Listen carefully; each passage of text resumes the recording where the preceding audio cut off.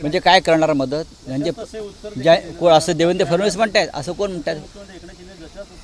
म्हणजे काय करणार ते? नाही हास्यास्पद आहे. म्हणजे जसाच तसे उत्तर देणार असं जर एकनाथ शिंदे म्हणतात, म्हणजे ते काय करणार?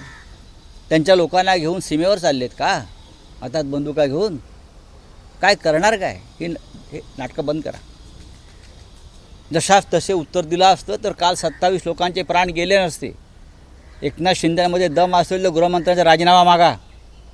त्यांच्या पक्षाचे प्रमुख आहेत ना ते. अमित शहा हे एकनाथ शिंदेचे नेते आहेत, त्यांच्या पक्षाचे प्रमुख आहेत.